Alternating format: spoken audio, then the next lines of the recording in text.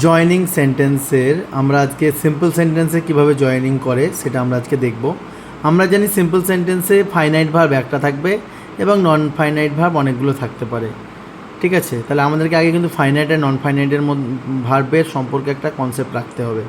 তো আজকে দেখব আমরা যে সিম্পল সেন্টেন্সে এই এতগুলো নিয়মে কিন্তু আমাদের জয়েনিং হয়।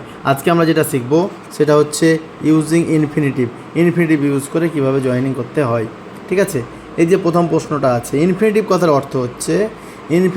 অর্থ হচ্ছে টু প্লাস ভার্বের 1 নম্বর ফর্ম, অর্থাৎ টু প্লাস ভার্বের বেস ফর্ম দিয়ে আমরা কিন্তু ইনফিনিটিভ গঠন করতে পারি।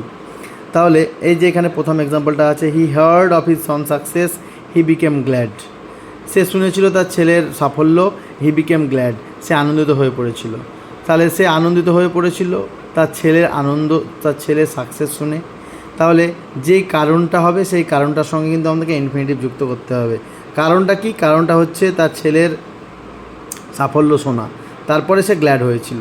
আচ্ছা, তাহলে দ্বিতীয় বাক্যটা আমরা আগে লিখে দেবো। তাহলে কি লিখব? হি বিকেম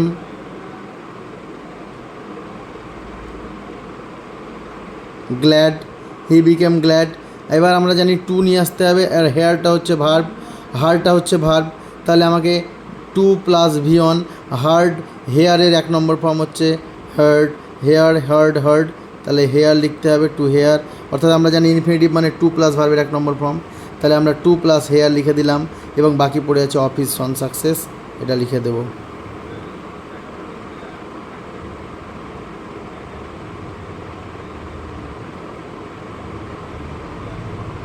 এইভাবে কিন্তু আমাদের অ্যান্সারটা হয়ে গেল ইনফিনিটিভ যুক্ত করে।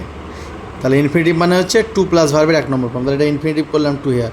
আর এখানে ভার্ব রয়েছে একটা, বিকেমটা হচ্ছে শুধুমাত্র ভার্ব। ঠিক আছে, তাহলে একটা ভার্ব রয়েছে এবং নন ফাইনাইট ভার্ব একটা রয়েছে, তাহলে সেটা হচ্ছে সিম্পল সেন্টেন্সে একটা ফাইনাইট ভার্ব থাকবে, নন ফাইনাইট ভার্ব অনেকগুলো থাকতে পারে।